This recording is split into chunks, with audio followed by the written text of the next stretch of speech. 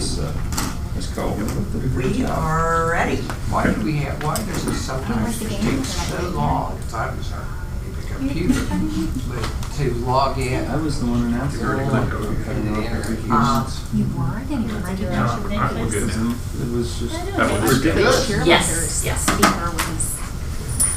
Isn't it or is it me? The refs waited so long and so Yeah. Take it away, Pete. Ready to roll? Let's see, where's Jeannie? Ready? It wasn't good. Well, Now, do Jeannie's you know already been everybody? We got, okay, you know Rachel, you know Bob. through. Here's she Jeannie. is. Now we can start. Now we can. You know Jake. Sorry. Brent. Hello, John Cassane. Yeah, look at Rachel. How happy. Look at Rachel here from Augusta. Look at her. Fresh and perky. I'm turning it off. That's a new shade Okay, of lipstick, because isn't it? Pete doesn't know everybody. You can just. I don't know everybody.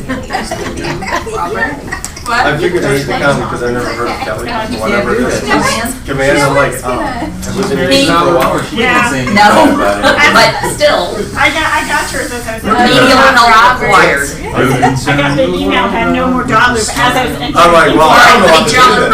after you get settled, if you'll do that. And hi, Jen. Good, how are you? Haven't seen you in a while. You only come in when you need something. Almost true. No, it's almost about it. Almost true. Pete, you weren't prepared to run this meeting today, were you? Isn't it I'm NA? absolutely prepared. I can dance with the best of them. Yeah. Where's all the power strips you're so famous Just for? because Anybody people have know your moved name. to start with? And if you would. I did. I decided. Actually, there's one over here. Okay. Is there an extension cord plugged into it? Yeah. Okay, so you can just stretch it on out across there then. Does anyone over here need a power cord? No, I You guys can gonna- fully charge. Goody. You gotta be able to take it, right? It's in Remax. It's in Remax, baby. Jeannie always thinking about you as being fully charged. How's Jeannie? I think she's fully charged. That's right. Up and go. I do have a question. You had me last time do a, I saved the, Bookmark? yeah, but now I can't find it. Okay. So, Guess what? We're gonna do that again. okay. We'll do it real fast. All right, Pete, you gonna get started and I'll Yep. be right back with. Like, I don't need this one anymore. Okay. Well, right mouse, if you have a bookmark, you can always right mouse click on it and, 10 lowercase o's. Ding, ding, ding, ding, ding. Now I just lost the whole thing. Okay, so what we're going to do today is a little different than the other classes that we've done. We've had, what is it, 2 classes, I think, Stacy, Yes. before this? So we've had 2 classes previously, and we call them an introduction to command or a foundation to command. And a handful of people here have actually been through that class before. Both of those classes, well, actually, I guess we deleted one of them, but so the last class that we did is recorded out on the Keller Williams Perimeter YouTube channel. And what we try to be cognizant about is having all the screens so you can actually see them, and it's not me standing up in front of a room where you can't actually see what's going on. And I'm going to do that again today. But what we're going to do today is we're going to talk a little bit. This is actually a little deeper than the introduction class. So what I want to really explain is, if it seems like I'm going too deep into the weeds here, then don't worry about it. Just try to follow along a little bit, but then go back and watch the other class, which will give you the foundation of where we're talking about today. Okay? So the first thing that I'm going to do, if I can get my mouse working, let's get over here. And so now our people dialing in from home should be able to see my screen. And you have my information up there if you need me. Here's my email address. We're going to start, and for anybody that's ever been to the class, you can't be part of this if I can make it work. Maybe I can't make it work. The pop quiz. Who was the first person to download files from the cloud onto a tablet? Anybody have any idea? Moses. It was not Al Gore, even though he invented the internet. It was indeed Moses. Moses. Yeah, so now you know. That's a very good. All right, I sent out, or Stacy sent out an email to everybody a couple of weeks ago asking a bunch of questions about, what email system are you using? Do you use a CRM and that sort of thing? Well, we collected all that information because it helps us to do the training, to understand where you're coming from, and this is the information that we collected. I'll go through it really fast, but basically what it tells us is that 70% of you are using iPhones, not 100%. All right, you're thinking residential real estate, be 100% of people using iPhones, but 30% of the people do use. Why would you think that? Because that's been my experience so Well, far. I don't appreciate the inferior product of the iPhone, and so I don't use it. Nor do I. Thank you. But we're at the tail end because we can't do any of the video stuff and FaceTime and all the rest of it, right? But anyway, but over 50% of the people do use Windows laptops, all right? So we've got Windows laptops, we've got Macintosh laptops. People have been in the real estate business generally less than 10 years, but there have been people that have been in there 30, 40 years. How long have you been at Keller Williams? The vast majority of people have been at Keller Williams less than 6 years, okay? Approximately how many transactions do you do per year? And the reason that we asked that question was because part of what we'll talk about in Command is how do we keep up with all these documents? Everybody's heard of .loop, and you know that we're going to continue to use .loop for the next probably 3 months, but we will migrate over to DocuSign, okay? So this gives us an idea of how many transactions people are doing per year. Now, on the YouTube channel that I was telling you about earlier, I've also recorded a video that talks about how do I get my stuff off of .loop and into Command, okay? And that video is like 9 minutes long, okay? Hopefully it's self-explanatory. Email. The vast majority of people are using KW email for their email, which, by the way, is Google, is Gmail on the back end. And 30% of the people do some kind of e-blasting to their sphere of influence, which is good, And one of the things that we'll talk about a little bit longer or more in Command is how do we use Command as a marketing tool to do things like e-blast or text blast and that sort of thing. That won't be in today's class, but it will be in a future class. How do you keep track of your contacts? Well, 32% of the people keep track of all of their contacts in Google Contacts, okay? And then 30% of the people keep track of all their contacts in some sort of a CRM, okay? If you use a CRM, which CRM are you using? 40% of you people are using eEdge, okay? There's nothing, any CRM you use is good, okay? It doesn't have to be Command. But this gives us an idea of when we start talking about how do we get our data out of one system and into another system. We know we have to spend some time talking about eEdge because a lot of people are using eEdge, okay? Everybody's using .loop. 84% of the people are using .loop as opposed to RDocs or DocuSign.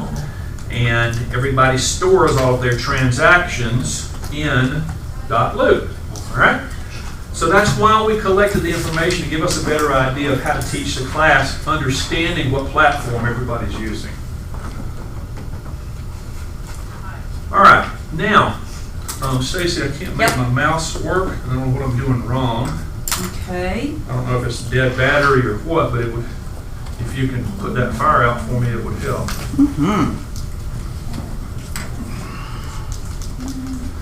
Otherwise, I'm just going to keep going from here. All right, now, Here. Let's see. did I not have it turned on? You domain. All right, very quickly, the difference between a lead and a contact, and that becomes kind of important. All right, what we define a lead as a one-way communication. In other words, you don't know the guy from Moses. Okay? However, a contact is somebody that we have had a two-way communication with. Either the person has raised their hand and said, I would like to receive an email from you, or you've actually talked to them and you know them. Okay? So a lead is someone you don't know, but you'd like to market to. And a contact is someone that you kind of might know, or at least they've raised their hand and said they would like you to market to them. Does that make sense? Anybody have a problem with that definition? All right, that's what we're going to use going forward. All right, examples of two-way communication. You've cold called somebody and you've actually talked to them. Okay, so that could be a contact. You've done an email broadcast, they raised their hand. You've done a Facebook ad and they've responded to an ad. Make sense? All right, you found a business card on the ground. Is it the lead or contact? Lead. There you go. All right. Somebody gave you their neighborhood directory, and you put all those people in the database. Leads, right? All right. You saw somebody's address on an email site. Somebody responded to an email from that neighborhood directory. Contact. Perfect. All right. So you guys are rocking and rolling. All right. I'm going to blow through this a little faster because we've already done this training. That's the other training I was telling you about. So an opportunity is what I'm calling a deal, all right? And you define an opportunity any way that you want to define an opportunity. And you also define an opportunity at any time that you want to define an opportunity. So there's not you must have a contract in order to create an opportunity. You can create an opportunity anytime you think that there's going to be a deal at some time in the future, all right? Can a listing be an opportunity? Yeah. Better be. Absolutely. All right. Can a buyer search be an opportunity? Yeah. Okay. Can a lead be an opportunity? Yeah. Yeah. Why? Great Have question. you ever had a two-way conversation with a lead? How do you know? Become contacts. That's right. So a lead, that's a trick question. A lead cannot be an opportunity because you have no clue about these people, right? So, just to clarify that these definitions came from Gary and Jay Patson's research for the update of Millionaire Real Estate Agent 2. And in all their research, consistently, that's the way the industry thinks of leads and contacts. So it's different than the way I was first taught. So, but these are the definitions now. There you go. All right. So, Sam told me he'd like to sell his house in the spring of 2022. Is that an opportunity? Yeah. Absolutely. All right. Doesn't matter when you create the opportunity. If you want to track your progress, create an opportunity. Because what it allows you to do is all the stuff that you collect during the life cycle of this opportunity, the sooner that you create the opportunity, the sooner you can start tracking all this stuff. All right? By definition, command segments opportunities into 3 buckets. And today there are only 3 buckets. Tomorrow they may have more, but today we have listings, we have buyers, and we have leases. Those are the 3 buckets. And the vast majority of people are either going to do listings or buyers and not leases. In just a minute, we're going to look at the command interface, and you'll see where you have the ability to go out and create an opportunity. And when you create the opportunity, it's going to say, hey, is this a listing? Is this a buyer opportunity? Or is this a lease? Right? A CRM. I'm going to blow through this. A CRM is somewhere you keep track of all your people and every communication you've ever had, whether it was an email blast to them, whether it was a phone call that you track. Okay? Examples: Salesforce, Top Producer, eEdge, Referral Maker, Line Desk. All of these are CRMs. Command is also a CRM because what we're doing with Command is we're tracking all of our leads and all of our contacts and all of our opportunities, because there's a very good likelihood that if someone buys a house, you sell them a house today, 7 years from now, you may sell their house, right? So your relationship with that person is buy side, sell side, buy side, sell side. Hopefully you'll do 4, 5, 10 transactions with them. The beach house, referral. So a document management system, however, is a little different. Document management system is a software package, if you will, that allows us to keep up with documents. Whether the document is a scanned image of a plat, okay, or whether it's a signed contract, or whether it's a driver's license. A document management system keeps track of all kinds of documents, and for the sake of our conversation, those documents are going to be PDF documents. They're not going to be JPEGs, they're not going to be voicemail messages, they're just going to be PDFs, okay? A document management system is only as good as the stuff you put in it. If you don't put anything in a document management system, you will never get anything out of it, irrespective of which document management system you use. For example, .loop is a document management system. DocuSign is a document management system. RDocs is a document management system. And almost everybody here has used .loop as a document management system. But what you didn't use .loop for was a CRM, okay? You could keep somebody's email address in .loop, but you never marketed to .loop. Does that make sense? Any questions about a document management system? Okay? KW Command is kind of sort of a CRM and a document management system. And as you'll see in just a minute or two, not only can we keep track of all of our contacts and all of our leads, but we also can keep track of all of our documents inside of Command. Now this one, KW Command is a platform. It's not one piece of software like Word. It's not one piece of software like Excel. It is a whole bunch of different modules, right? And the platform is made up of various and sundry modules, including leads and contacts module, right? Leads and contacts don't have anything to do with document management, do they? All right? Marketing modules. A marketing module might be something like an email blast, right? Or a text blast. Or postcards that you send in the mail. So within Command, you got all these contacts in your database, and you can use the marketing module to send out an email blast or text blast, or you can send something to the mail house so that you can send postcards. Does that make sense? So all of a sudden, this KW Command platform gives us a whole bunch of different modules to do other things. Document management. Well, within KW Command, you have the ability to insert documents into Command that you want to track or keep up with. We also want to keep up with opportunities.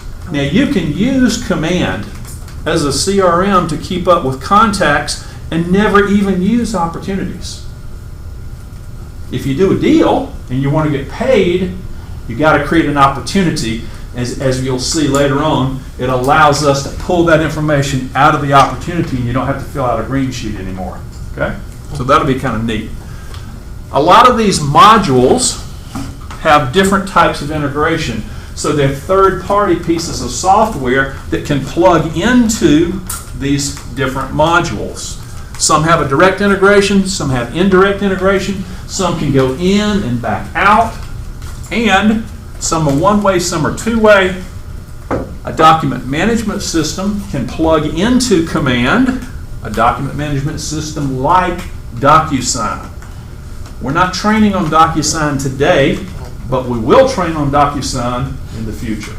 Most of you, if anybody was at the sales meeting yesterday, you heard the news that we're going to continue to use .loop for the next 3 months. Now that doesn't say that, hey, I don't even have to pick up DocuSign until 90 days from now. I would suggest going ahead and let's start learning DocuSign so that when the day comes, you'll never have a hiccup. DocuSign plugs into the document management module of KW Command. Okay? File upload. Anything that you can do a file upload from, you can load into the Command document management system, which means if you watch that 9-minute video that I was telling you about on how do I get my stuff out of .loop, you can get your stuff out of .loop and zip it right back into Command. Okay? Any system that you're using. If you can save your document to a PDF to your computer, you can upload it right into Command. Dot loop. Just because we're moving away from dot loop doesn't mean you can't use dot loop. All of your previous transactions will still be in dot loop, and at any point, if you want to, you can download them out of dot loop and into Command. Okay? RDocs, the same thing. You saw, remember the survey we did just a second ago? There are a percentage of people that use RDocs. The same thing happens. You can pull your stuff out of RDocs and put it right into Command. Click on me again. That's all right. Sorry. Thank you. All right, so for email marketing systems, email is a little bit tricky, but it's not all that confusing. Email marketing systems like MailJet and MailChimp have direct integrations into Command. Now, these integrations go into the marketing module. They don't go into the send me a onesie twosie email. They don't go into the the contacts and leads module. That's what Gmail does. Okay?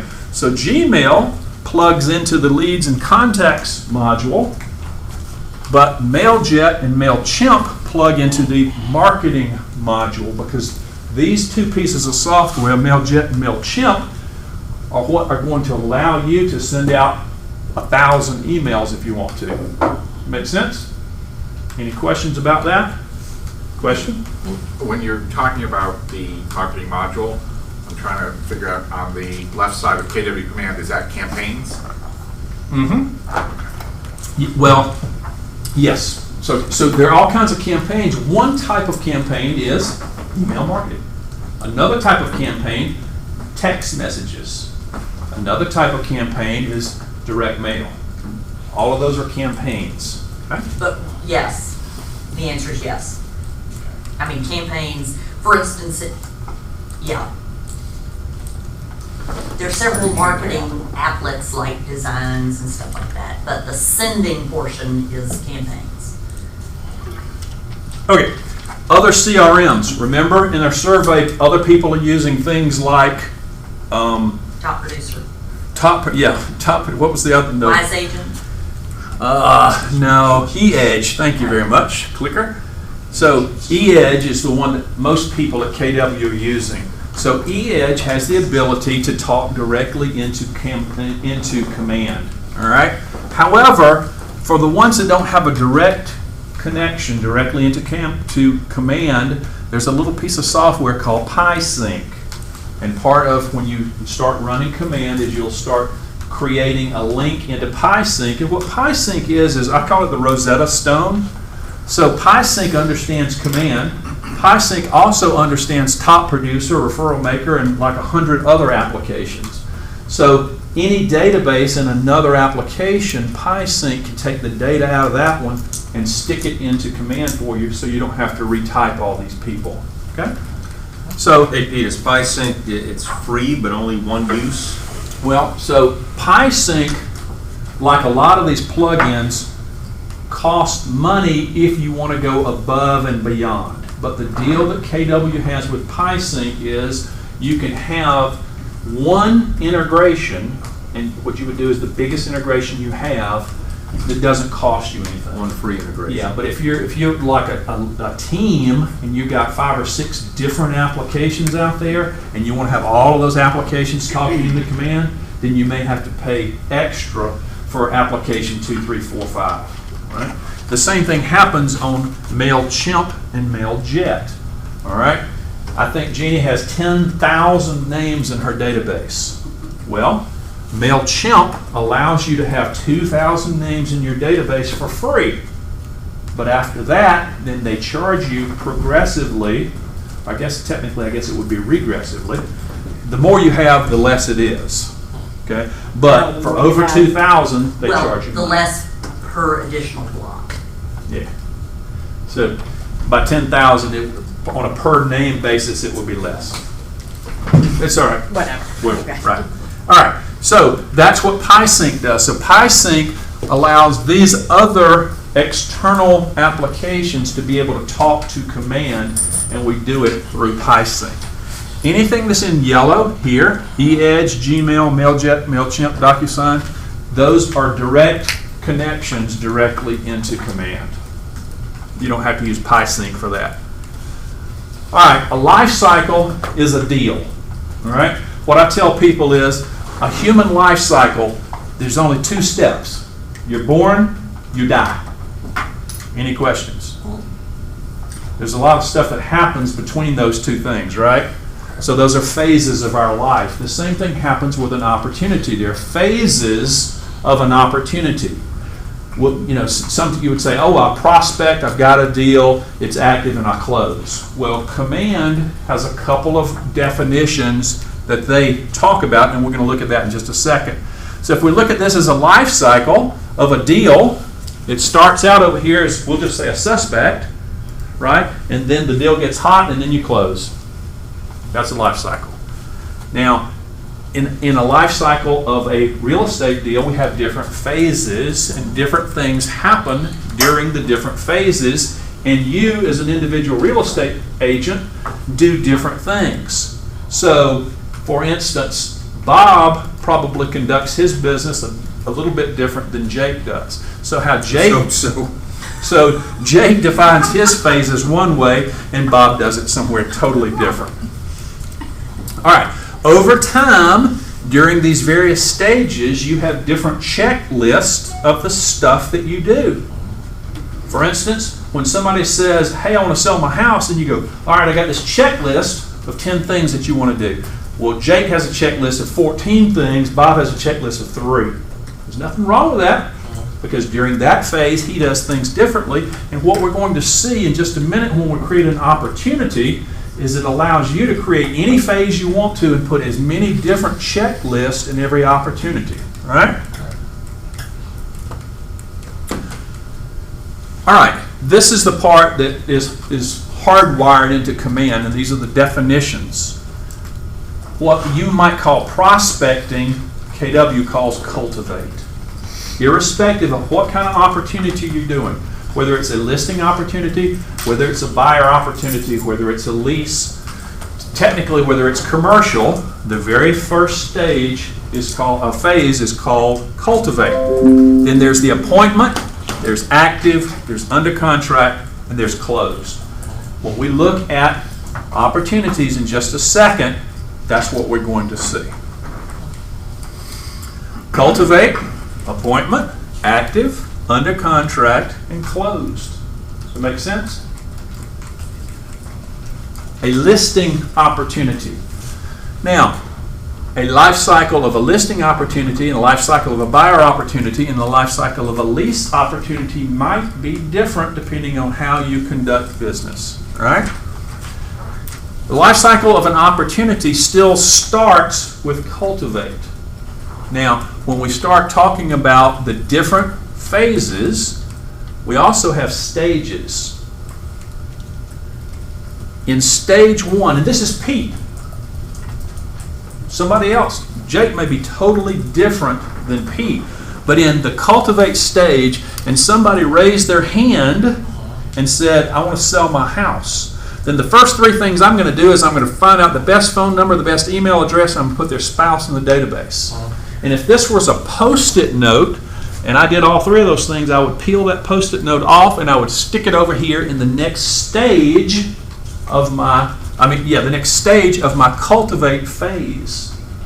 After I did those 3 things, I pull the Post-it note off and I put it right here. And the next 3 things I'm going to do is I'm going to put the seller on a drip campaign. I'm going to put them on a smart plan in command, and I'm going to add them to my scope of sphere of influence email marketing campaigns, and that's what Pete does. When you get into command, you could have 5 things or 15 things, right? Bob does things, he may have 17 things in there, and the whole idea of this is if you had a team and it was not Pete Incorporated, but I had another new person that came to work for me, I would say, Jake, welcome to the team. Here's how we do business. And these are the things that we do in each stage. Okay? Now the deal's getting hot. The seller has expressed an interest. Now it's time for me to contact the seller and set an appointment. When that happens, that starts a whole new phase, the appointment phase. And there's a whole bunch of things that happen there. So I'm going to scoot through these things really fast. You can build as many stages as you want in each phase. Holy mackerel, I didn't know real estate was so complicated. Well, that's just what I came up with. You guys have been doing this, for 20 years, probably have a totally different set of things than I do. The life cycle of a buyer's opportunity. We just talked about a listing opportunity. Now here's a buyer's opportunity. All right? We still have to cultivate. We still have the appointment phase. We still have the active phase. We have the under contract, and we have the closed phase. Same life cycle, same phases, different stages. And it really depends on how you do business as to what the different stages are that you do. And guess what? I didn't fill them all in. You got to fill them in. Bummer. Unless, of course, you have a cell phone and you were to take a picture of that. Or if someone were to hand it out to you, Sir? and you not have to do that, right? Isn't he a prince?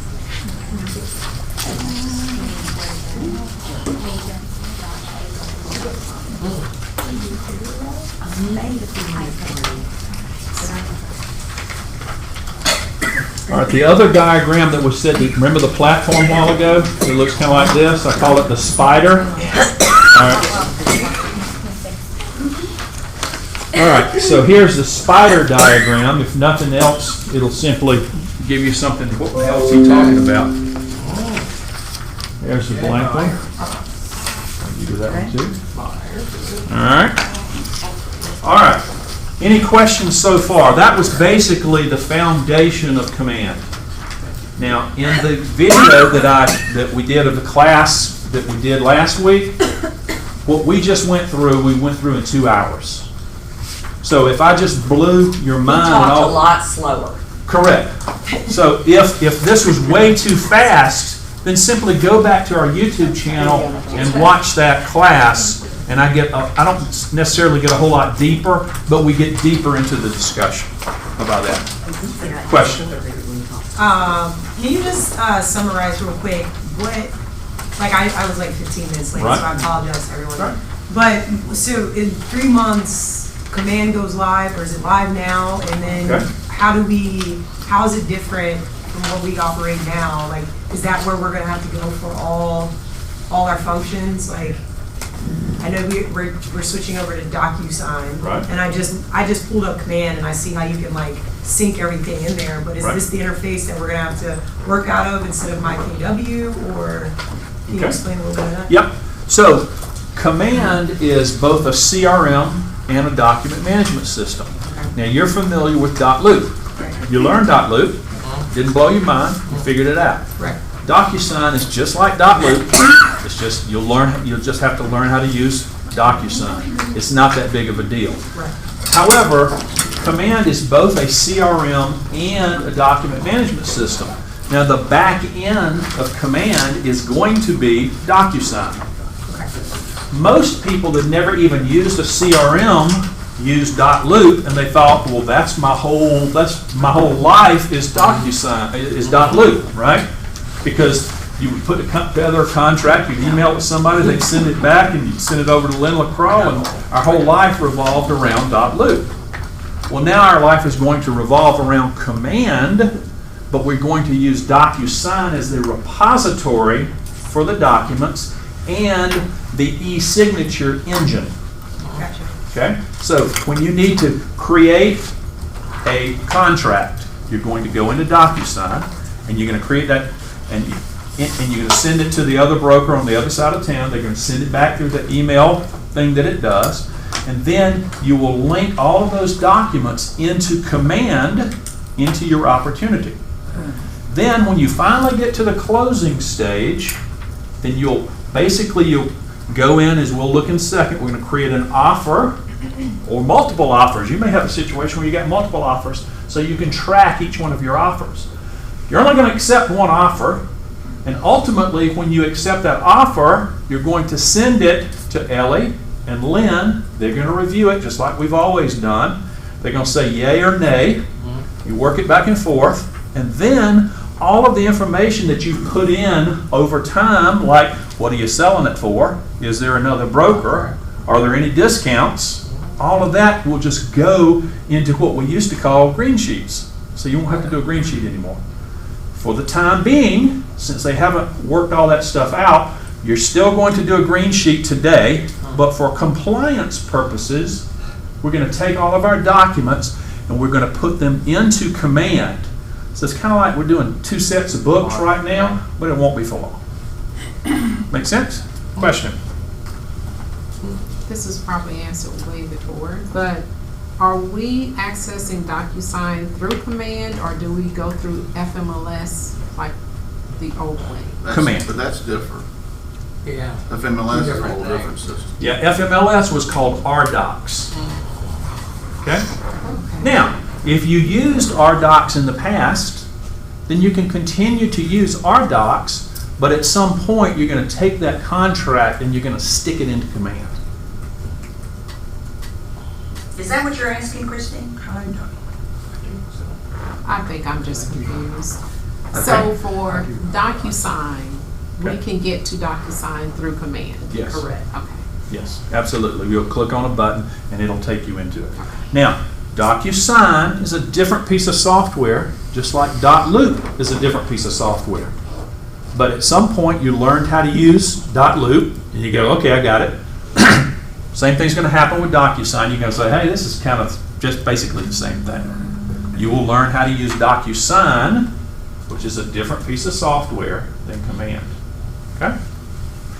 All right, so let's take a look at Command.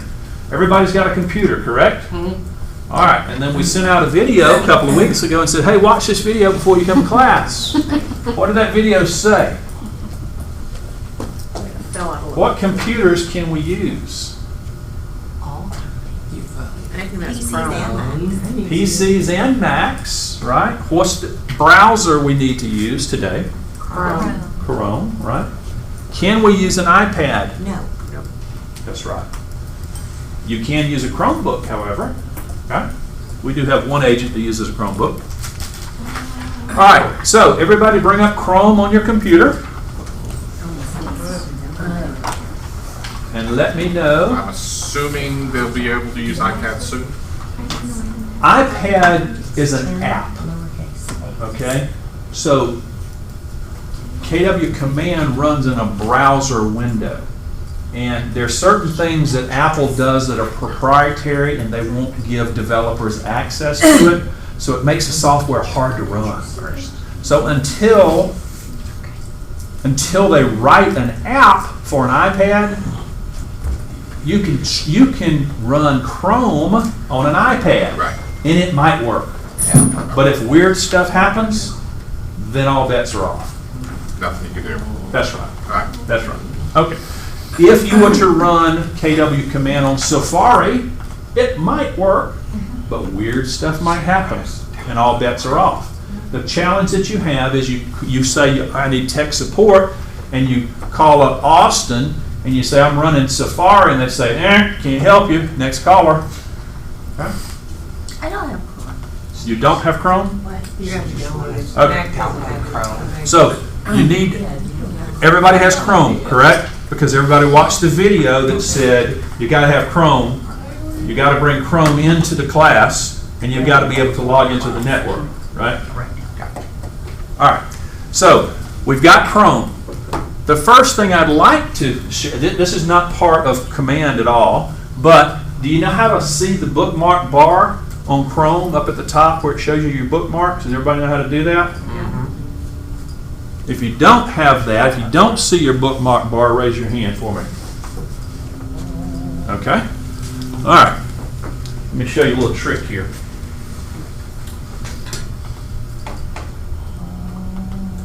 All right.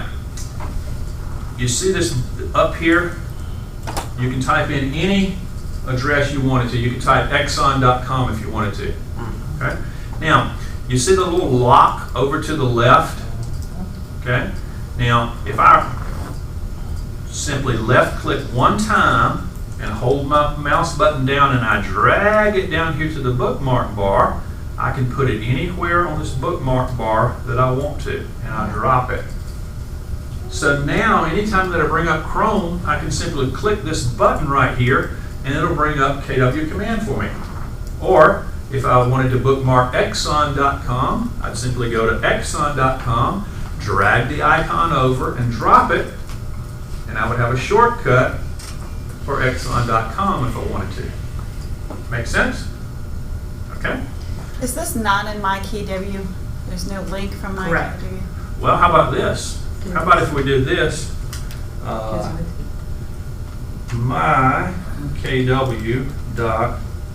mykw.kw.com. If I did it correct, if I didn't have a question it's mark. okay.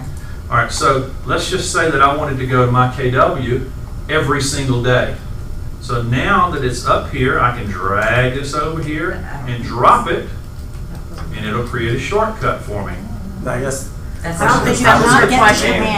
Yeah, you can get through it. We haven't got to command yet because I haven't told you how to get to command yet. Okay? So, with your web browser, type agent, singular, one agent, agent.kw.com. And your screen should look, if you'll click on mine, should look like What is it, agent what? agent.kw.com. And then your screen should look like my screen. I think the question was, can you get to command from my KW? I think that's what the question was. I don't. There is a way, it's very deep, that we don't want you to learn. This is a whole lot I know, quicker. I knew that, I just, Right. is that what you were saying? Okay, does everybody's screen look like this? Your login, your MyKW login is what you put in right here. So put your normal MyKW login and your password and click sign in. Now raise your hand when you get there. Actually got a question. Okay. I'm sorry. I somehow was given some other information of how to get to command directly with a different address. Okay. Will that address is Did it work? console.command.kw. Console is what we used to use when we were in labs. Okay, so So that- I should console get rid of might that. change in the future. So get rid of it. Well, yeah. Use agent. Well, let's put it this way. I still use console.command, okay? And so the day it breaks, I know how to fix it. But, so for teaching purposes, what the rule is agent.kw.com. I put that in, but it says console command. Right. Correct. Well, isn't this meeting just for agents? Am I mistaken? Well, Eventually, they'll He worked for you. drop the console. for Bob, it's secretagent.kw.com. There you go. Active agents. All right, go ahead and log me in, Stace. And you're here why?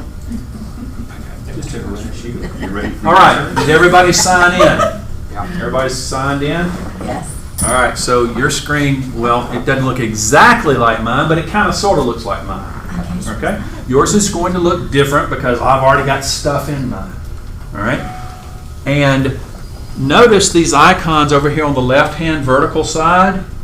Remember I was telling you about modules earlier? All of these are modules. There's a bazillion of them. Right? One of the questions that I ask at the end of the class is, what was your perception of the class? What did you think you were going to learn before you walked in here? And a handful of people always walk in and say, I thought I would learn everything there is to know about command in 2 hours and I'm out of here. Okay? We could spend literally a day on every single one of these modules. So command is not a little, it's not like Notepad and you're in and out of here, okay? There's a lot to command if you want to use the modules. You don't have to use the modules, but it's a tool that will help you, and the more modules that you use, And the more modules that you become proficient with, the better tool it's going to be for you. So the very first module we're going to start with is contacts, and that's these two guys up here in the top left corner. Has anybody been playing with command already and already has people in their database? Thanks to Stacy. Okay, so if you do, then you don't have to worry about this. If you don't, I want the first contact to be yourself. Okay? So in the top right corner, it says Add Contact. Do you see it? Left click one time on Add Contact. Now here's a whole bunch of information. The more information you know about your contacts, the better you're going to be able to market to them in the future. Right? So go ahead and put your full name in here, or your wife or your best friend or your brother. It doesn't really matter. Just put somebody in here. And as you fill in these blanks, if you'll use your control key and your mouse wheel, hold down the control key and roll your mouse wheel forward, it'll start making your screen bigger or smaller. Now, if you let go of the control key and roll your mouse key up and down, you'll see more of this contact form. The reason that I say that, and that's kind of a neat little trick to know, because sometimes when you get into opportunities, there's so much stuff on your screen, you go, where did the submit button go? Or where did the OK button go? And if you can't find it, then you hold the control key down and roll your wheel, and it makes the screen smaller, and you can find those buttons. Make sense? Okay, so you've got the full name in there, you've got the email address in there, mobile phone number, mark as lead, and add to sales pipeline. We defined a lead as what? One-way communication. You really don't know them from Moses. Generally, the only time that you would ever check this button is if you imported that directory, that neighborhood directory of all these people that you don't know. You would have it so when you import it, it would automatically have that checked. But I'm going to make an assumption that anybody that you put into your database is going to be someone that you've had a two-way communication with, and therefore they're not a lead anymore, they're a contact. Okay? Question?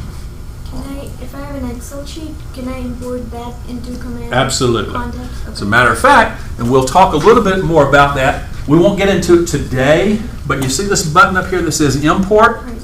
It allows us to import a spreadsheet in, and the neat thing is, when hit cancel for me, Stace, hit import, it says, you see this? It says download a pre-made, comma, separated value file, and what it does is it gives you a template of all the fields that command tracks. So what you would do from whatever respective application you might be using is you would export all of your data out to spreadsheet B, or we got the spreadsheet from whatever system that you're using right here. You download spreadsheet A that command uses, and all the fields that command uses over here, all the fields that command uses, that your respective CRM uses over here, and then you say, all right, well, this stuff right here needs to be in column 3, and this stuff right here needs to be in column 1. And if you do it correctly, then you can suck all 5,000 contacts that you've got directly into command and not have to type anything in. Okay? So do I arrange my B spreadsheet into how the CRM? You could if you wanted to, but truly you just click right here and you go shift click down here and you got that whole column and you pop it over there. Thank you. Okay? Okay, cancel that for me. Go back to our contact. Aaron is fine. All right, so now you've got somebody in here. Edit them if you will. All right, so now you've got somebody in here, and we get down here to tags. All right, has anybody ever used Google Contacts? We call them labels in Google Contacts. This is exactly the same thing. Okay. If you were in the sales meeting, was it this morning? Yesterday. Okay.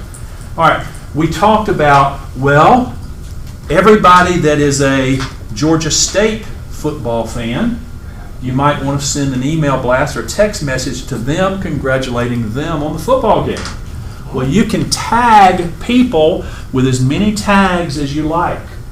Doesn't have to be a one tag to one person. As you can see right here, this old boy has a buyer, seller, and bought tag. And I created those tags out of the blue. Somebody's got to raise their hand and say, how do you create Okay, tags? that's what I was gonna, how do you create a tag? I Thank can't you. remember from Great last straight time. man. All right, so cancel for me. Up in the top right corner underneath your respective name, come down to settings.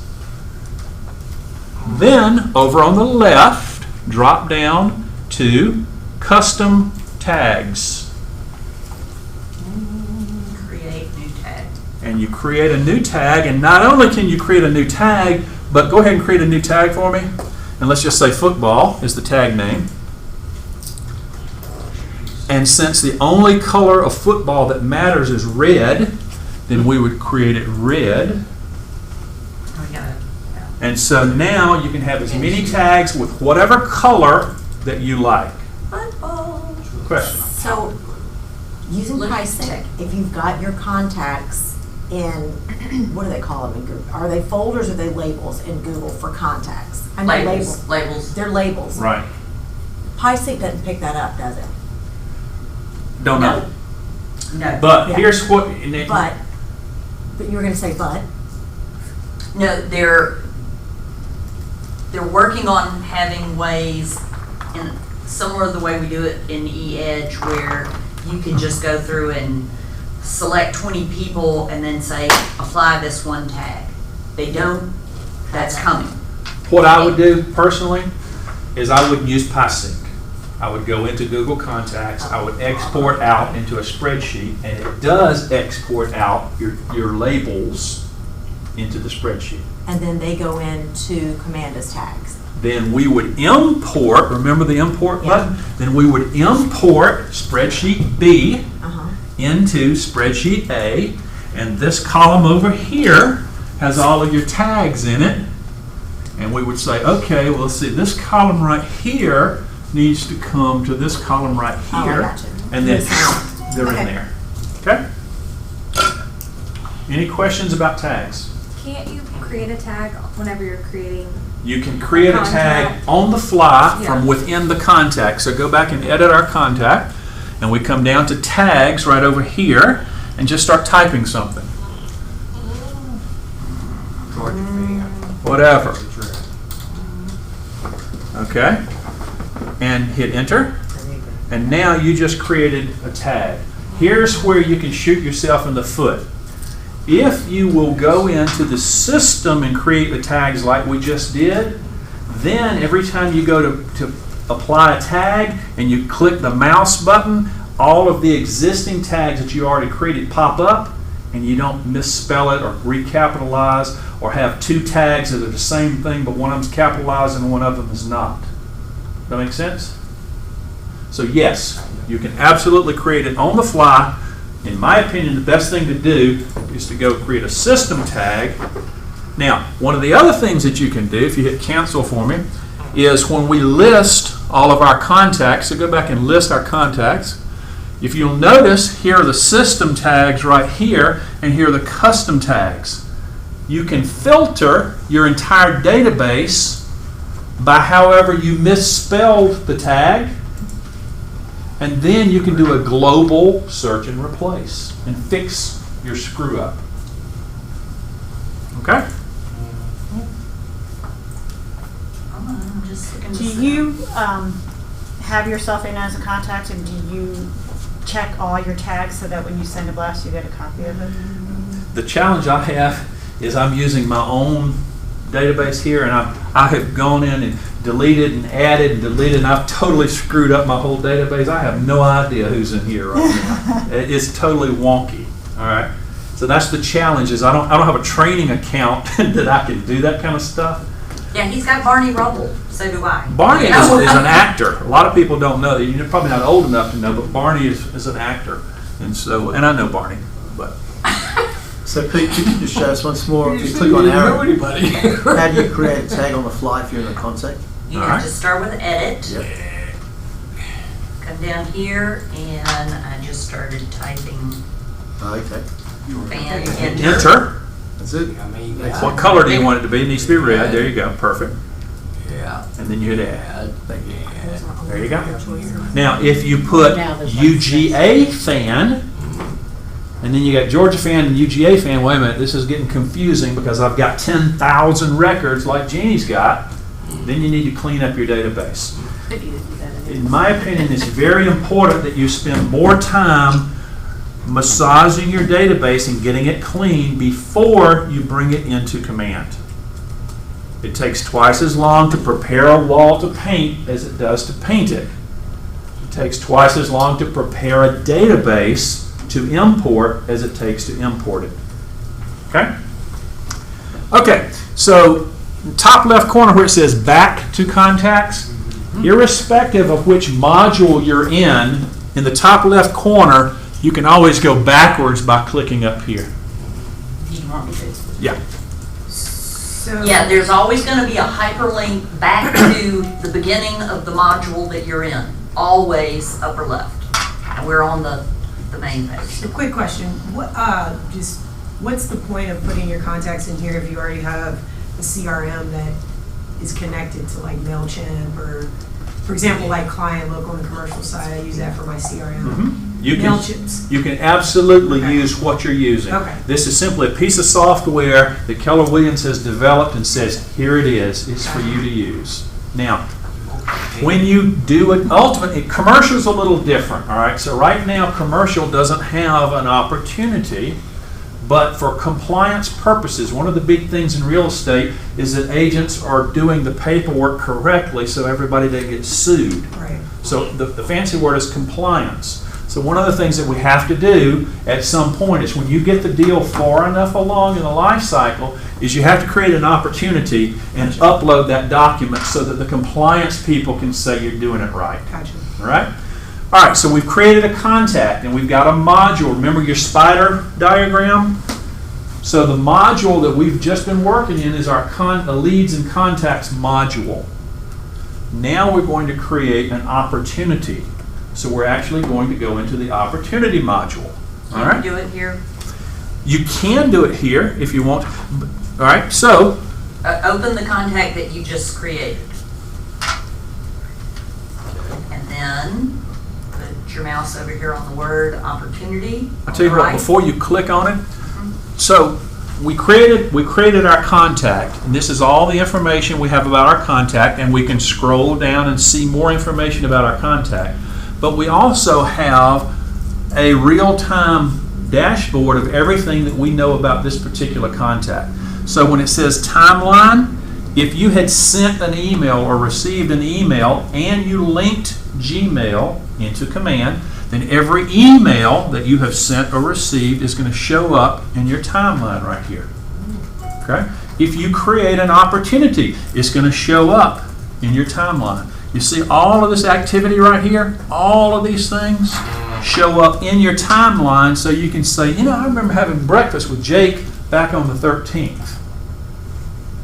Right? It's all in there. And you can search by date or search by phone calls. When was the last time I talked to Jake?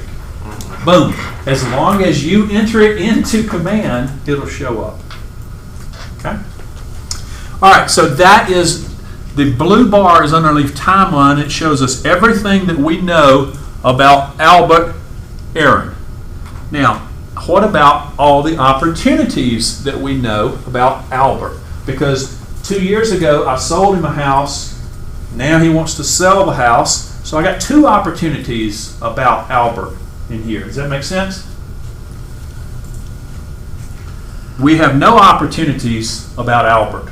So we're now going to create, you know, we went to breakfast with Albert. He says, you know, I've been thinking about selling a house for the longest time. I'm ready to do it. And I go, ooh, we got a hot deal. We got a real deal here.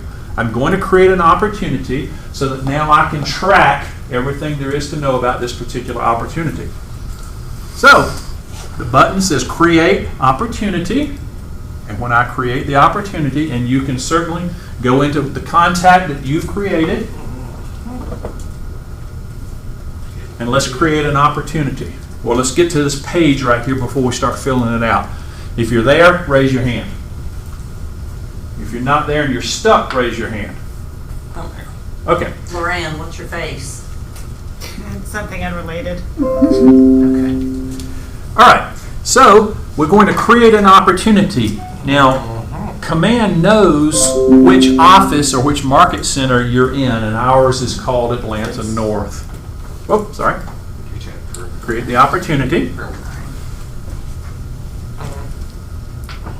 All right. Notice the drop down. If I was a member of 2 market centers, I would see 2 different market centers here.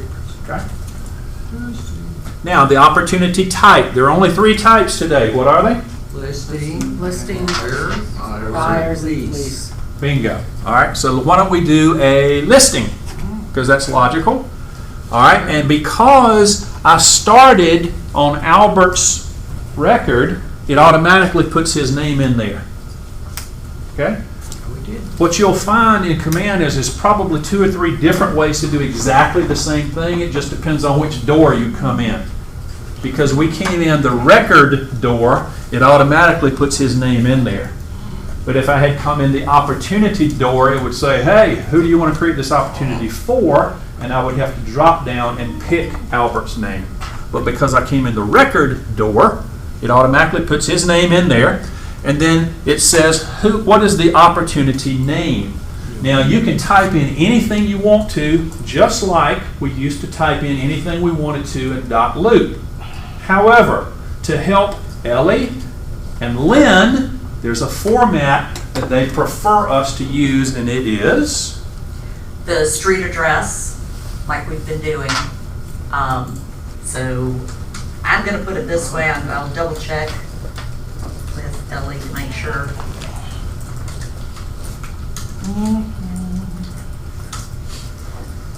Okay. But we're still to leave like whoever it is listing or whatever it is buyer. Yeah, I would, just because it kind of makes it easier for you to track this in the future. Okay? So it needs to be the full address first. That's the only requirement that they want, the full address. Now, when you start with the buyer, you don't know, so you just put the name and then you update it later. You can edit it. You can come back. The opportunity is dynamic. So anything that we type right now, you can change tomorrow. I'm confused. Why do you, this isn't just for our personal reference, this is for your reference too? Ultimately, it will be. Hang tight. It will make sense when he If you walks close through the deal, if the opportunity goes through the whole life cycle and you close the business, then ultimately the documents are going to go to compliance, which is Lynn LaCroix, and it will be with this name that we're creating right here. Question? How come I create opportunity, it automatically getting the market center as Atlanta Perimeter North? Good question. Our official name with Keller Williams Realty International is Perimeter North, Atlanta Perimeter North. Somebody before us decided that it was a more appealing name to call us Atlanta Perimeter, but legally with KWRI, it's Atlanta Perimeter North. And just confusion, the East Cobb office is just Atlanta North. So I know, I thought somebody shift me to the difference. we're trying to tell you something. Oh, we meant to tell you. So every time we have a deal that we're working on, it has to be input as a contact and go through this whole entire process now? Well, to put a deal in Command, you have to attach it to a contact. So you do have to create a contact. If you can just enter the name and say save. You can do it as quick and dirty as that. All these steps It's that I gave you a your while ago, choice. you don't have to do any of that if you don't want to. But if you want to get paid and you close the deal, you got to create one contact and one opportunity. And these are supposed to, this is gonna be less steps than what we're currently doing if we're using like .loop. Well, still going to have to use DocuSign. So let's just say, for the sake of conversation, that in order to use .loop, in order to do a deal, it took you 30 steps over the course of doing the deal. Or give me a number. What number do you feel more comfortable How many with? steps it takes to do a deal in DocuSign? In Or .loop. .loop, yeah.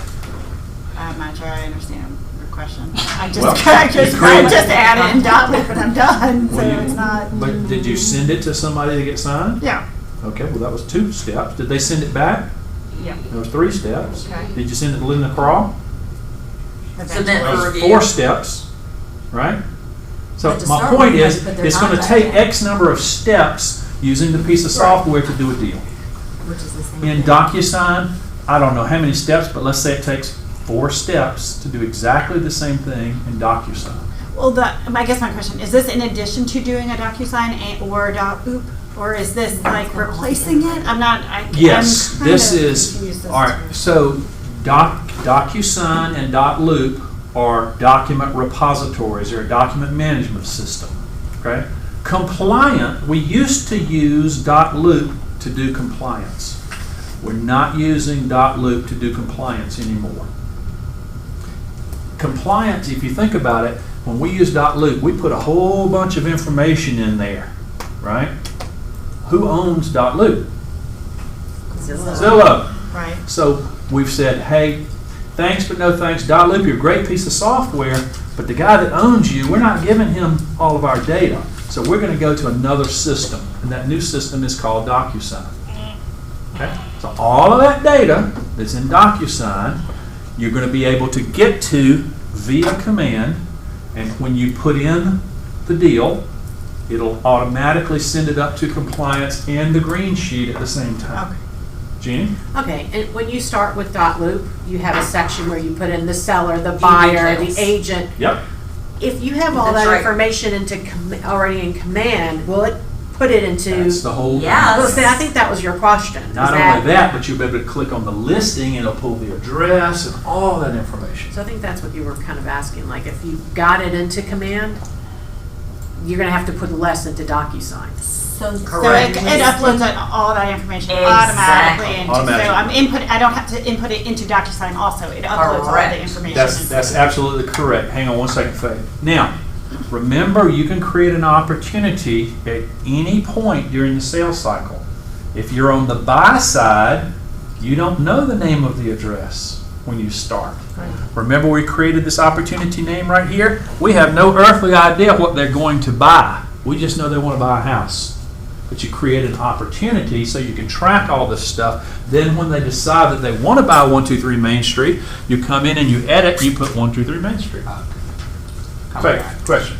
So when you use RDocs and you're putting in for a contract, FMLS auto-populates some of the information. That's right. Will this do that? So where we're going, and one of the reasons that we're not using DocuSign today on Wednesday is because DocuSign and the Georgia Association of Georgia Realtors. Association of Realtors are not loving each other right now. It's all about money.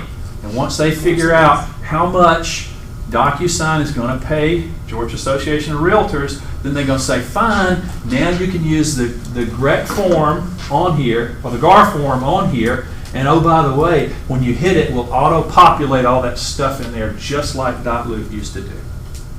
So That's- not today, Yeah. but eventually. and eventually means like 2-3 weeks from now, not, months. Depends on how long they hold it. Right. But until then, we still have .loop. Yep. Still, then we still have .loop. And if you love .loop and you don't mind that Zillow looks at all your data, you can continue to use .loop forever. Let's say we're in the middle of a deal and we're already in .loop. Use What .loop. happens? Use .loop. Yeah, finish it. Use Just .loop. finish it out. So there's not going to be like an Absolutely. expiration and I'm going to start, okay. Just No. use it. Use it. And if you get And stuck, the hit us up. office is gonna keep .loop available. There'll be an overlap to make sure everybody, there's not just a one day, this is gone, this starts. And this is all Keller Williams. This isn't like a Rawls group thing. This is. That's No, correct. it This is, all well, covered. What do you mean this? The command, Command. Oh, command is all, Yeah. right. You can move to San Most of Francisco. the 50 states are already using DocuSign. Georgia, the whole state of Georgia, is not. I'm not sure if there are other states. So the whole state of Georgia cannot, there are no GAR forms in DocuSign inside of command yet. But there will be. Could be 2 weeks, could be a month. But you could move to San Francisco and go to work for Keller Williams' office out there, and boom, all your stuff is there. So the Only thing that would be Wall Street different officer- would be the name of your Market market center. center when you do the next deal. All your stuff is All there. right, what else do we want to fill in here? Okay, now, we talked about tags for contacts, correct? You can also have tags for opportunities. Now, they're two totally separate databases. But let's say that you do 40 deals a year, right? Then you could tag opportunities so that you could say, let me go back and look at all the deals I did that were corporate reload, right? Or that were 2018, for instance. yeah, or that I did in Dunwoody or that I did in East Cobb. Show me all the deals that I've done, right? So you can create tags for opportunities that are totally different than tags for individual people. Okay, so how do you go and create those so The that you're, exact again, so you're same using way. Okay, so you go back. You can do it typing it in real time, just like Rachel had asked a while ago. Or you can go into System and create them that way also. When you do it through settings, there's a little. You could go through settings. I'm not jumping off because it whacks it out. Was that custom tag? Is that the one you do now? Go to, yes, click there, custom tags. And then you see the top, it says contacts or opportunities, click on opportunities. There you go. And you create it the same way. Okay. You don't have to have a tag if you don't want to. It just makes it easier to find this stuff in the future. All right. The close date. You may or may not know the close date. When can we create an opportunity? Anytime you want to. So some guy that you met at breakfast says, I want to buy a house. You have no earthly idea when you're going to close. So you don't have to have a date in here. Okay? You have no earthly idea what the listing price is, nor the commission rate. But if you further it down the road and you do know all that, then you can plug it in. Okay. So kind of look at your pipeline, Pete. It would make That's smart exactly right. to go ahead and put kind of the range they were looking at. Not only that, but what happens is when you put the listing price and the opportunity phase, if you'll notice that piece of paper that I handed out that's got all the stuff filled out, notice every one of those boxes has a little percentage in there. I created those percentages. So I said, if I get to this particular stage, I think there's a 45% probability that I'm going to close.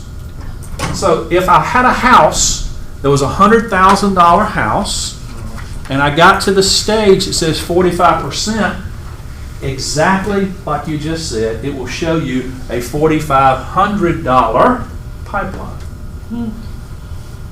I'm conscious of the 3% time of whatever that is. because we're already past an hour. Can we Move on? get to the Yeah. Okay. uploading part? Yep. So when you create the opportunity, you can create it at any stage you want to. You can jump into the middle of the diagram right there, right? So we'll just. Will we create new one? What? You're going to create it. You're creating a new opportunity right now. Yes. Listing? But the opportunity stage did not have what I wanted. That's Right. because you can do it any way you want to. You can create any stage that you want to. I just gave the handout that I gave you is some that I created. And Jen, we're going to have a whole class on organizing this. Okay. But there's a lot of details. We're going to do a whole class on that. Your stages and your checklist are minuscule compared to what I just gave you. Okay. Right? Okay, so we're going to create the opportunity. Everybody's created the opportunity now? Yep. Yep. All right. So now go over on the left side and go down to the handshake, the two hands that are shaking. That's the opportunity module. right, everybody there? So look at my screen. We have 3 different types of opportunities here. What are they? Listing, buyers, and leases. All right. Now here's another little trick. Scroll back up to the top, to the other top, all the way to the other top. I know. I'm sorry, my mouse. That's all right. All right. Let's not. Okay. All right. So now any opportunity. Remember, I told you that if I'm in the cultivate stage and I do those little checklists and I drag my Post-it note over and I can bring it to the appointment or the active or the under contract, what this simply shows you is I have 2 deals in the active phase of my pipeline as listing deals. I could have 4. If I scroll down to buyers, I got none in my buyers, and I got none in my leases. So you can absolutely track every deal that you got working, whether irrespectively whether a buyer's deal or a listing deal, right? So if I click on the little house where it says active, it will show me. Remember, I can have as many stages as I want, and I can call them whatever I want to call them. And I got one called prepare listing, and I got another one called publish listing, and I got another one called social media. And remember, sometimes I said you run out of real estate, and you go, oh my God, I know there's some more. So you can either scroll over to the right, or you can hold the control key down and roll your mouse smaller, and now they show up. You can't read them, but they show up. So here are my 2 deals that are in the active stage, the social media phase. And so each one of these has, this one's got 4 checklists that I need to do before I can drag it over here to this other phase. Okay? We do not need to master these techniques today. Okay? We're painting the picture so you can be compliant. So we're working our way towards that magic moment of compliance. And you are not going to screw anything up if you leave this class and you go create an opportunity, a fake opportunity, and you start putting stuff in here thinking that it's going to end up on Lynn LaCroix's desk.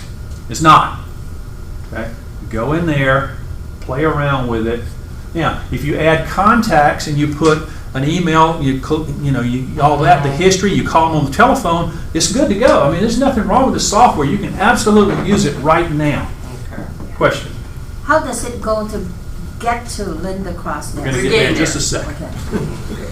Okay, so now we've got this deal right here, this Dove listing. We're in the social media phase, and we just jumped. All of a sudden things came together, and man, we're about to close this deal.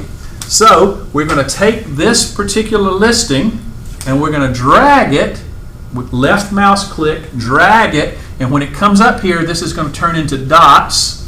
Drag it. Oh, you already did it? Mm-hmm. Okay. And so we don't see it here because I'm inactive, but if I click here, whoop, there it is. There it is.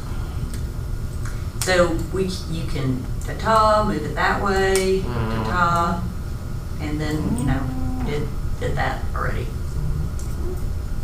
Okay. But So now we're under contract. All right. And if I open one of those particular deals, I call this the KW spiral of death. Every once in a while, they will have the system shut down in Austin, and it won't come back up, and you will get the KW spiral of death. Now, when usually it's sometimes you can come up here to the refresh button and refresh it, and there it is. Comes back. All right, so this particular deal that we're working on is in the sales pipeline. It is, scroll back up for me a second. It's listing and it's under contract. Just like in the contact information where we can see everything about a particular contact, we can now see everything about a particular opportunity. And if you'll notice, this is everything that you wanted to know about this particular opportunity. How did all this stuff get in here? Well, That's what, remember when we put it in, Kevin, you were saying a while ago, well, if you go ahead and put it in, you can track your sales pipeline. That's how you do it. We are underneath the details of this opportunity. If I wanted to see all the documents, then I click on Document, and it'll turn blue underneath Documents. If I wanted to see all my offers, I click on Offers, it turns blue under here. If I wanted to worry about commissions, I click on Commissions, it turns blue under here. And if I wanted to have notes, free-form notes, then here are all my notes in here. Okay? So let's go back to details. This is everything that I know so far about this particular deal. If I wanted to edit this, you see the little pencil? That's an edit. It allows me to edit. This is where you could change the name, add the street address, you know, up here. Yeah, remember the opportunity name a while ago when we didn't know the street address? Well, this is where you come to change it. I do now know that it's going to that's scheduled to close whenever, you know, whatever. All of this information you can come in here. Anytime you see the little pencil, that means you can edit wherever you're sitting, whether it's on a contact, whether it's on an opportunity, whether it's in a marketing situation. Okay? So, have you created your opportunity? And it looks somewhat like this. Any question? Yeah, if you're working with an investor and they're buying multiple properties, if each opportunity under that name, you could do a different opportunity for You each. should do a different opportunity. Right, you'd have each address listed, but yet it would keep it all under that And remember, person's. when you go to contact and you look up Barney Rubble, and then you look up opportunities, It you would see all- every one of those opportunities underneath Barney Rubble. Yep. Yep. Okay. So now we went out of the courthouse. We got the warranty deed, and it's literally a piece of paper from 1908. All right. We need to get that document into this opportunity. All right. I mean, you photocopied it, and this is it. It's not electronic. How in the wide world of sports am I going to get this into here? Okay. Where am I going to go to do that? Scan it in the workroom. In the workroom. I'll go back to the workroom. I'm going to scan it in, and where is it going to go? My email. And then what are you going to do? Drag it over there. You're going to go File, Save As, and then you're going to come right here to Documents. You're going to say Add Document, and you're going to say From My Computer, and then it's in there. From any system that you're using, RDocs, .loop, some weird thing that you've been using forever, okay? Anything that you've got, maybe somebody emailed you something as an attachment, and it's a PDF. File, upload, add document, file, upload from my computer. Now notice that also I got this button that says DocuSign over here. I have plugged into DocuSign, all right? We'll have to get you plugged into DocuSign, but it comes back to your question a while ago. If you're doing your whole email back and forth, and you've got these documents in DocuSign, then you simply click on DocuSign. DocuSign pops up. You click on they call it a room, not a loop. You click on the room, click on the document, and then it's like down here, he's already attached these docs, but he hasn't done this one, so click, add a file, and we have manual. You already know. Remember, manual was because we scanned it in, right? Yeah. All right, so this is kind of advanced right here, but click on DocuSign. All right, and it says here are all the documents that I already have in DocuSign. I've already created a room in DocuSign for this particular deal. That's why they all show up here. Okay? Well, where are you pulling those documents from? I'm pulling them from DocuSign. Community. Moran, look up here. Yeah. He's already set up his DocuSign account. It doesn't have, he just stuffs some already filled out GAR forms. It's not fully functional. But we're just trying to show you that you will Be able to. Just like you used to use .loop. So envision if I had clicked on that button and .loop had popped up, it would be .loop. Like you, but in our case, it's DocuSign. Question? If DocuSign is linked, do you have to log into DocuSign? The first time. Now, that's, in the computer business, they call that single sign-in. You've seen it sometimes, it pops up, it says SSO. That's single sign-on is what that means. Sooner or later, they will have single sign-on. So when you click on it, it'll automatically put your stuff in here. Click on it and see what happens. Oh, golly, I don't even know what it is. Let's try something. Well, I picked that one, I didn't do your KW. Yeah, that's probably what I did. Let's see. It might work, and it might not. All right. Just like how you used to access .loop through my transactions on my KW, it'll be the same. All right. So, does this kind of look? Yeah. Doesn't this kind of look like .loop a little bit? Now, I created a room called Dub Listing, and then these are all the documents that are in there. Remember, I told you when we first started talking this morning that I've got a video out there that talks about how to get my stuff out of .loop and into DocuSign. That's what I did when I created the video. Is I went into .loop, I clicked on the stuff in .loop, I saved it all off as a PDF, then I came into DocuSign and said, add them in, and there they are. Can you add it as a multiple document, or do you need to do each individual? Well, it's up to you.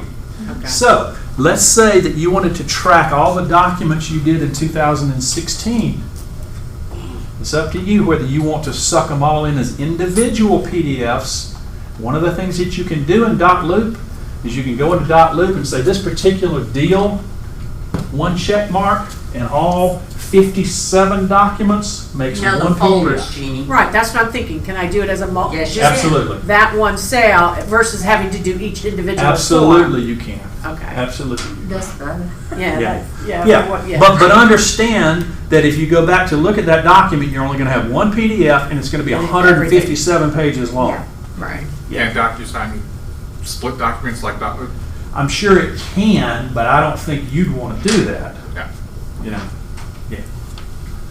So anyway, this is DocuSign. Okay. Now, How did you? Okay, sorry, I may have missed the class because I haven't been here in a while. How did you hook up DocuSign to this? Is We're this gonna, something can we tell you that in another time? That's separate from? So right Yeah. now, DocuSign is not, It's not doesn't have the it's GAR not- forms in it. that's correct. If I was to tell you how to get into DocuSign, you could get into DocuSign. Okay, But you'd have no documents. so this for it. isn't up fully. We're not. This is correct. okay. We're in I a thought we were like spitting doing this right now. contest. Okay. The rest of the We're world, trying to show you how it flows. the rest of the world is up and running. Georgia is not, Okay. because GAR and DocuSign have a spitting contest going on. Okay?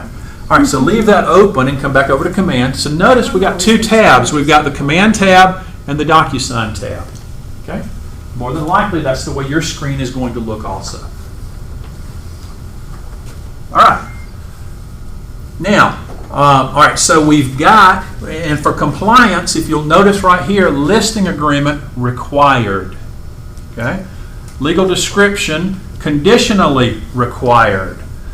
All right? Community associations required. These are the things that the compliance department is requiring of each of us in order to do a deal.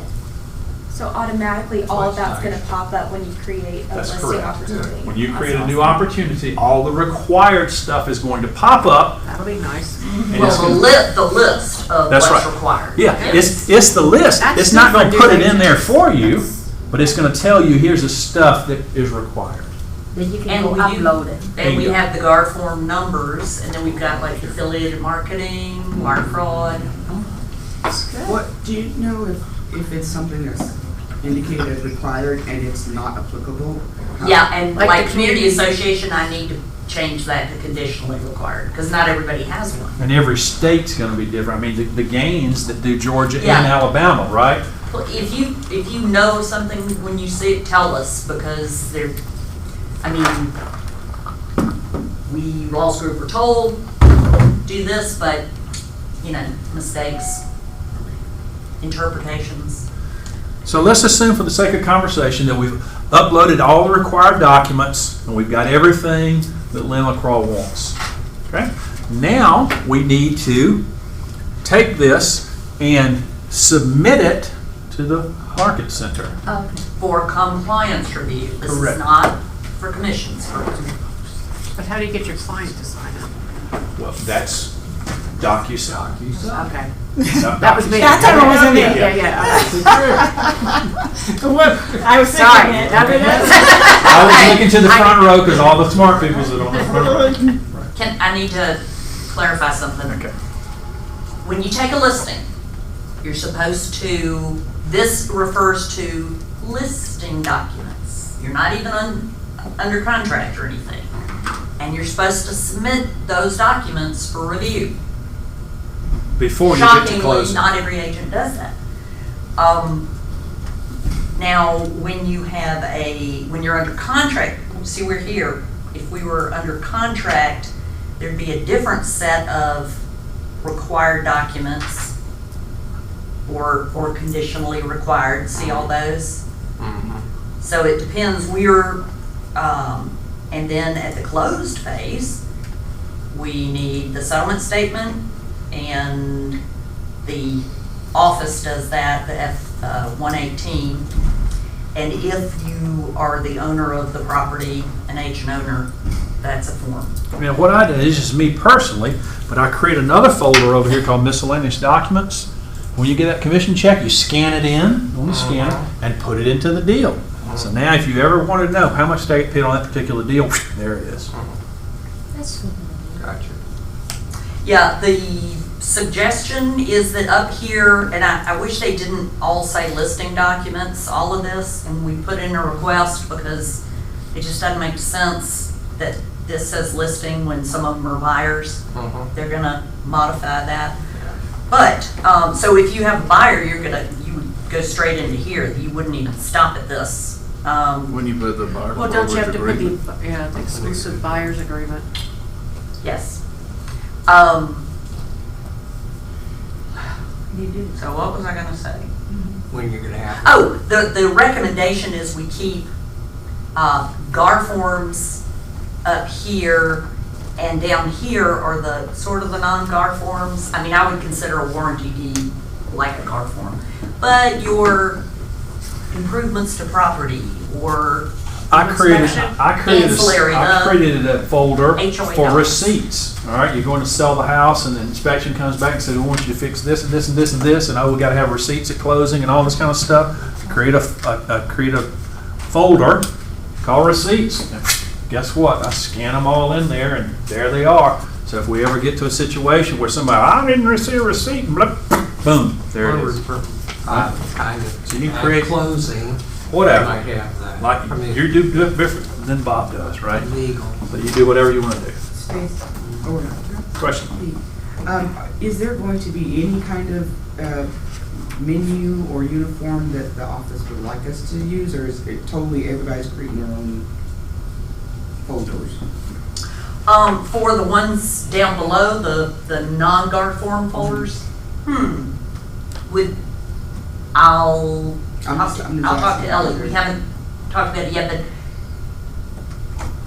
we will come up with some. Well, the required stuff is all in there. Above the line, yeah.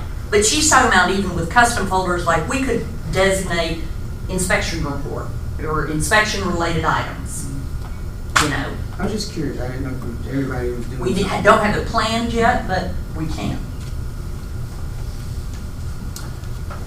All right, and then you submit to the Market Center, and they go, hey, you did it well, or you didn't do it well. And if it didn't, then it's going to pop back up, and when it comes back over here, there's a little note right here that says, you screwed up.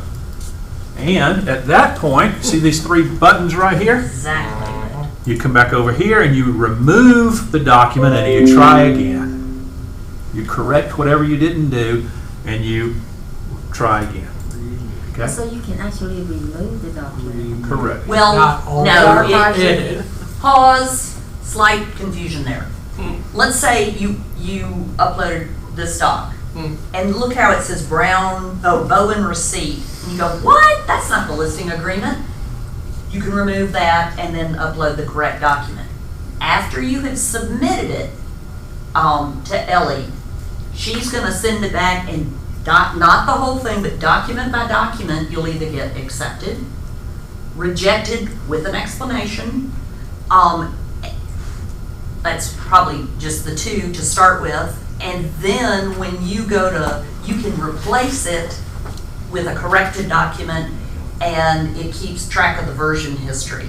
So that little remove, that was if initially you uploaded the wrong document. Okay, so once- But for corrections, it'll be replaced. And once you close, you can't remove anything. Okay. Once you close, it's sealed. Well, yeah, I understand that. Okay. But the nice thing is, then after you replace it, you submit again, Ellie or Lynn review again, and then they say accepted. So you know how in dot loop you have those stupid tags and they stay in your loop forever? Yes. No, you want to end up with all green under this status right here. Right now, it's uploaded or not uploaded, but accepted, then you'll get to that point. Okay. So where we are right now, we do have to submit through command for Lynn to review. Exactly. And we're currently using dot loop. So how do we get the documents to, do we have to download them, save them, and then upload them into command? Today, yes. So When you download them with like a PDF and then Correct. upload? Okay. Correct. So, are you familiar with YouTube at all? Log into YouTube tonight yeah, while you're I drinking can a do glass that. of wine. I'm that Find the familiar. KW perimeter, KW space perimeter. KW space perimeter. And when you go to KW space perimeter, it's going to show you 125 videos. All right. Now, one of the things that YouTube gives you the ability to have what are called playlists. And it's basically chapters of stuff. So there's a playlist called Tuesday Sales Meetings. There's a playlist called Command or Command Training. There's one called Ignite. There's one called Ignite. That's exactly right.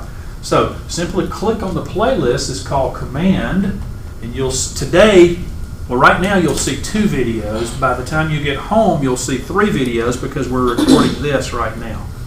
But there's a video on how do I get my stuff out of dot loop, and it answers Jeannie's question of how do I get them one off, how do I get the whole folder off. And that should answer your question about how do I get them out and get them back in. Okay. Okay, I think the thing we need to do now is show them the whole, what I'm calling the green sheet, or what where we put in the. Okay. So we go to offers. Now, hopefully I don't confuse you too much on this, but there is such thing as multiple offers, right? Yeah. All right. So sometimes when you have multiple offers, one of the things, wouldn't it be nice to be able to present to your seller all 3 offers or all 5 offers? So if you go into your opportunity and you put all these 5 offers in there, there's a little button that puts it out on a spreadsheet, and you take it to your seller and say, hey, let me show you the pros and cons of all these things. And they say, ooh, I like number 3 the best. So you come back in here and you select the one that you want, right? And we accept that one. Now I Go want ahead. to go back and do this. Note.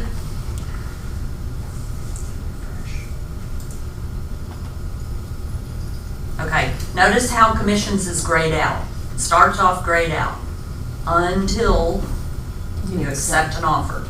And then, woo!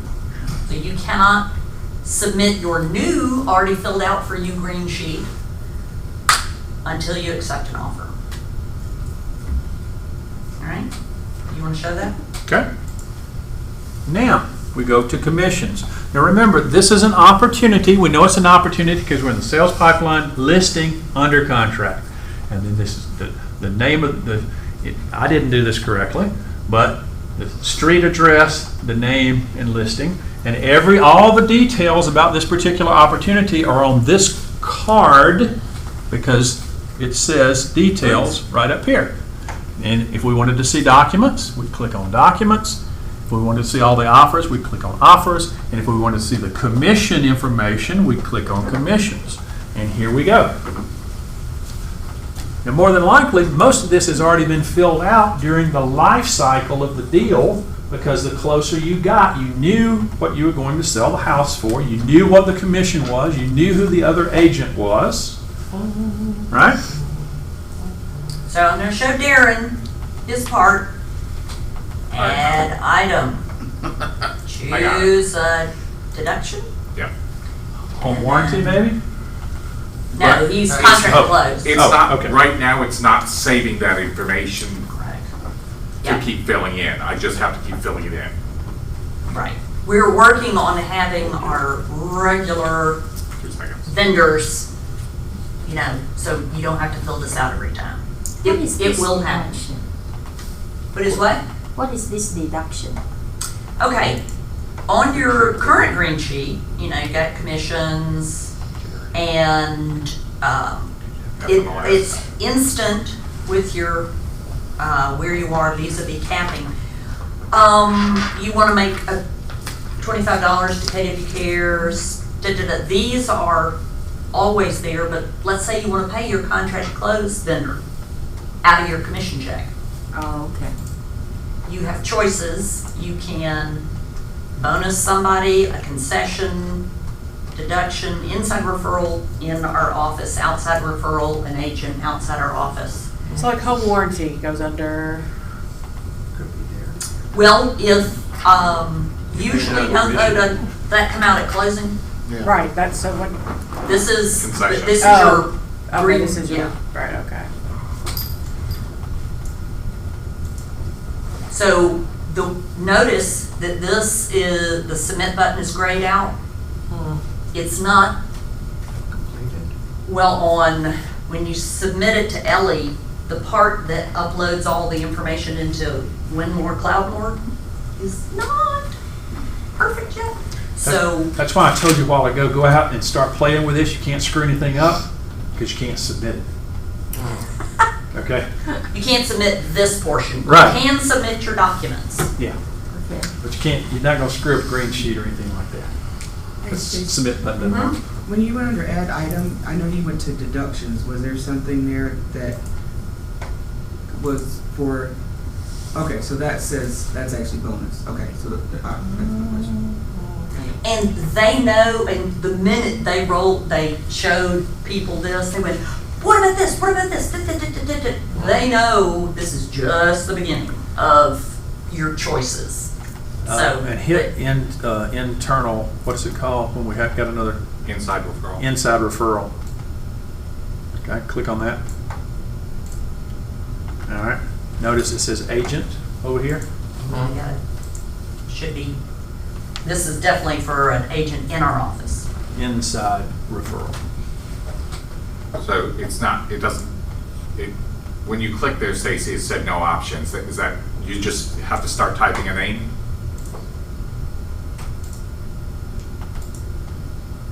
I believe so. Just type your name. Yeah, see what type it happens. on there. Oops. There you go. Yeah. So yeah, these I can tell you, these are agents in our office. So for, like, I support teams, so for John and Clax, if it's John's deal, I have to add Clax here. They split 50-50 on everything. Correct. I would think so. Okay. Correct. Outside referral, when you click outside referral and you put Wilma Flintstone in there, then you got to have their federal tax ID number and brokerage number and all that other stuff. One day, the game plan is to be able to have some kind of database in the sky that already knows all that stuff.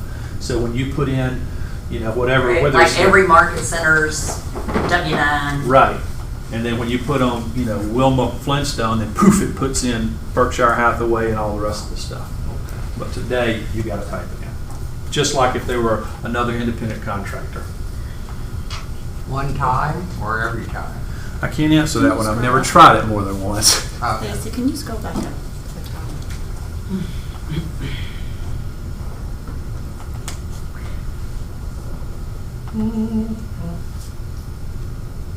Are you seeing what you wanted to see? Yeah. So that it doesn't, I can't get into the commissions on my computer because I don't have anything in there, right? Correct. Right, you haven't accepted an offer. That's correct. You gotta create an offer, accept the offer, and then you can. Yep. But And accept. you can't screw anything up because submit button doesn't So work. that's why we still Right. have to keep doing green sheets until they I give mean, I us just the can't get word. into this form to check out this That's correct. because it won't even open that page. That's correct. Yep. So just for clarity, for the time being, what we're doing is downloading our loop documents into a PDF, upload them here, and submit to Lynn for review. Bingo. Correct. And we still are doing the green sheet for now. Bingo. And this is effective immediately? Bingo. Right now? So if I've already, Actually, yesterday. Okay, No, but tell me the circumstances of your deal, it's fine. Moran. No, it's good. Now, if you had, for instance, if you just had wish I something said under this. contract last week, I'm assuming you already did a green sheet and submitted it for review through .loop. Yes. Fine. Okay. That wasn't September 1st. And if it didn't happen until then, we'll help you. Now, here's another thought. Not that right? many deals that have, Let's say that you've done 10 deals this year so far. If you ever want to go back and look at your production next year, the year after that, the year after that, it probably makes sense to go out and create 10 opportunities for everything you've done in 2019 so you can track your production going forward. It has nothing to do with the office, it's just you as a salesperson.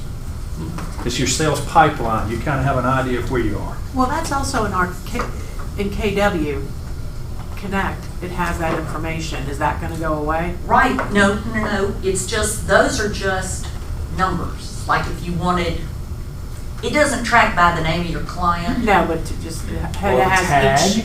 Yeah, it has Has the each. quantity. Okay, You had so many listings for so much Somebody dollar sold, value, right. period. right. But if you want anything more than that, oh yeah, Kate. I have a question, and this might be really dumb, and it's kind of, I can ask you after.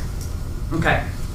All right, we have 3 types of opportunities. What are they? Listing buyers. All right, so my pipeline, my sales pipeline for listings is everything right here. Okay, notice I have 4 deals in my cultivate stage. I have 1 in active. I have 2 under contract. Let's look at my total sales pipeline. 37,000 potential income.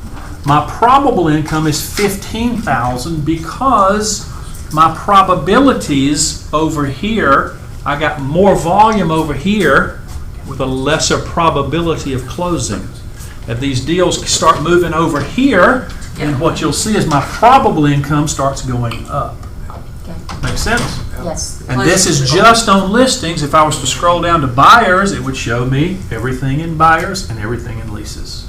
And then down at the bottom, so this is like your business dashboard. You can look at what you got going, but of course you got to put it in to know that you got something going.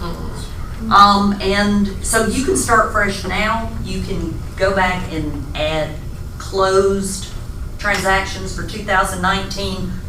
You don't have to put much in there.